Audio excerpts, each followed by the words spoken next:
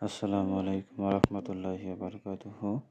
আশা করি আপনারা সবাই ভালো আছেন। আপনাদের দোয়ায় আলহামদুলিল্লাহ আমিও অনেক ভালো আছি।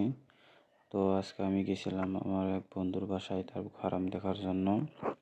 তার ফার্মে এখন গরু খুবই কমে গেছে, গরু নাই বললেই চলে।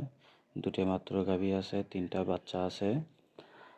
তার অনেক গরু ছিল, কিন্তু সে বিক্রি করে দেশে সে অন্য কাজের জন্য আবার পুনরায় ফার্ম গুছিয়ে নেবে। তাই আমাকে বলল যে তার ফার্মকে দেখার জন্য এবং কিছু টিপস নেওয়ার জন্য এবং দেওয়ার জন্য। যাই হোক, এই জন্যে গিয়েছিলাম। তার বাসায় অনেক দিন হলে যাওয়া হয় না, একটি কাজের জন্য তাও যাওয়া হলো অনেক দিন পরে।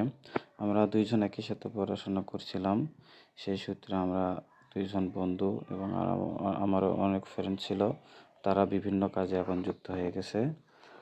আমার এই ফ্রেন্ডটা শুধু ফার্মের সাথে যুক্ত আছে। এটাই তার বাড়িতে যাওয়ার রাস্তা এবং তার বাড়ির সামনেই ঠিক উঠানেই তার ফার্মটা, তার ছাগল এবং তার ফার্মের ভিতরে এরকম দৃশ্য। এবং ভালো মানের এবং উন্নত জাতের বাছুর। যে এই গাভীটা দেখতে পাচ্ছেন, এটা তারা মুন্ডি বানাছে। তাদের নিজস্ব বাচ্চা ছিল, সেখান থেকে তারা মুন্ডি বানাই নিছে। এবং এই যে দেখতেছেন এখানে 3টে ষাঁড় এবং বাচ্চা আছে, 3টা বাচ্চা অনেক ভালো মানের পার্সেন্ট আছে। তারা এইগুলো বাচ্চা দিয়ে আবার ফার্ম নতুন করে গোছানোর চেষ্টা করতেছে।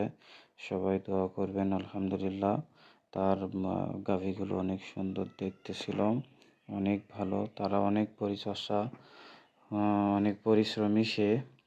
তাই তার দ্বারা এটা সম্ভব। খামার করলে তার পরিশ্রম করতেই হবে, এটা তার বাধ্যতামূলক। পরিশ্রম ছাড়া খামার করানো অসম্ভব। সে খুব পরিশ্রমী একটা ব্যক্তি। দোয়া করি সে যেন সফল হতে পারে।